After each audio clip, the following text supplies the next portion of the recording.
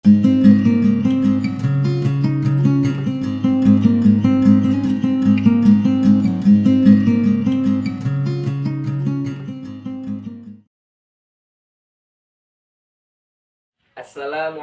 warahmatullahi wabarakatuh. Alhamdulillahirabbil alamin, wassalatu wassalamu ala asrofil anbiya'i wal mursalin wa ala alihi washabihi ajmain. Alhamdulillah, terima kasih. Salam sejahtera bagi kita semua. Terima kasih kepada teman-teman yang telah menonton video ini. Bersama saya Muhammad Sirajuddin, jurusan Bahasa dan Sastra Arab IAIN Syekh Nurjati Cirebon.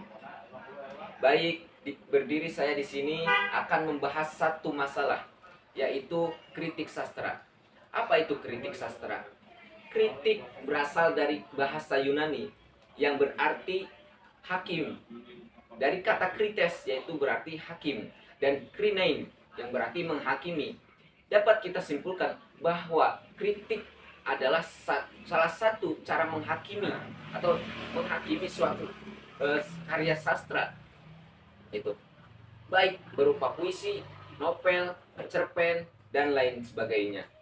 Namun perlu kita pahami bahwa mengkritik suatu karya sastra ada batasan-batasan yang mana agar kritik sastra ini tidak menimbulkan dan tidak dianggap menghina dan juga merendahkan suatu karya sastra. Sebab dengan mengkritik itu mesti harus membangun, menjadikan kreativitas lebih baik. Lalu bagaimana kita cara untuk menjadi kritikus sastra? Ada 3 unsur yang dapat kita lakukan untuk mengkritik suatu karya sastra.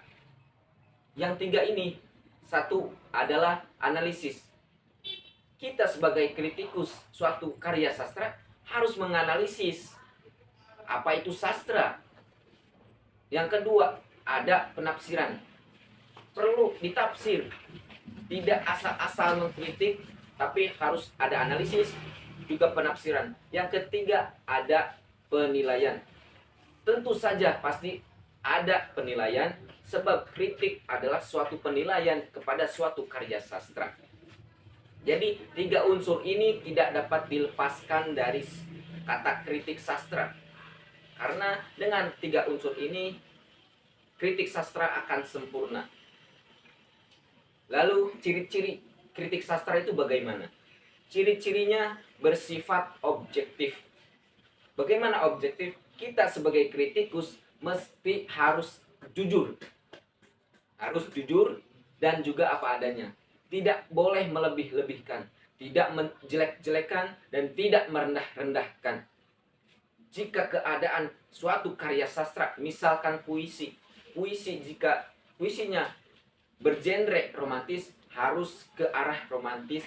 Jelek, buruk, baik, bagusnya itu harus apa adanya, tidak dilebih-lebihkan.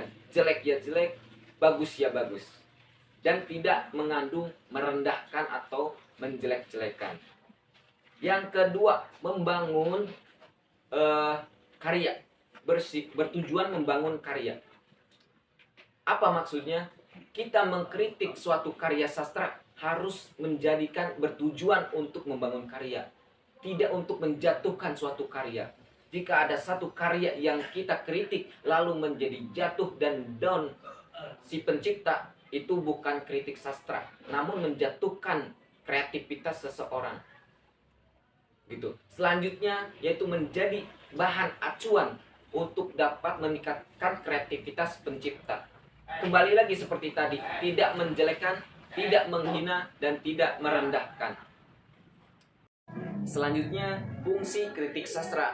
Apa saja fungsi kritik sastra? Yang pertama ada untuk perkembangan ilmu sastra. Untuk perkembangan ilmu sastra itu sendiri, jelas harus adanya kritik sastra. Dengan kritik sastra, maka ilmu sastra di Indonesia khususnya akan terus berkembang dengan wawasan-wawasan yang lebih luas, karena adanya sang kritikus ilmu sastra itu sendiri.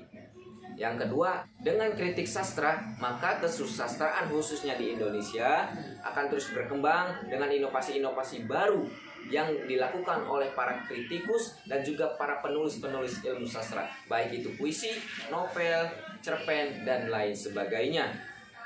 Kemudian ada juga fungsi kritik sastra itu sebagai penerang masyarakat. Tentu saja masyarakat perlu mengetahui bahwasanya di lingkungan kita ini ada sastra yang mana sastra ini menunjukkan wilayah-wilayah, bagaimana wilayah itu terjadi peristiwa dan lain sebagainya melalui sastra. Puisi menunjukkan suatu wilayah, cerpen, dan lain sebagainya. Lalu ada fungsi apa lagi selain yang 3 tersebut? Ada fungsi kritik bagi pembaca. Jelas, kritik suatu karya sastra sangat bermanfaat fungsinya untuk sang pembaca. Bagaimana sang pembaca bisa lebih luas lagi dalam membaca, lebih tahu arti dari satu karya sastra, baik dalam intinya, maknanya, ataupun cara penulisannya dan lain sebagainya. Begitu juga fungsinya untuk sebagai kritik untuk sang penulis. Sang penulis tentu harus menjadi lebih luas, lebih mengetahui isi dari apa yang dia tulis dari sang kritikus yang telah mengkritik karyanya. Lalu ada juga fungsi manfaatnya bagi pembaca. Bagi pembaca itu sangat manfaat. Kenapa?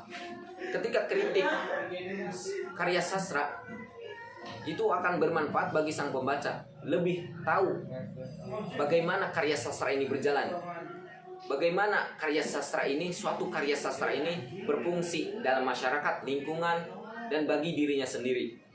Begitu pula bagi sang penulis. Mungkin itu yang dapat saya sampaikan. Kurang dan lebihnya mohon maaf. Wabillahi taufiq wal hidayah. Wassalamualaikum warahmatullahi wabarakatuh.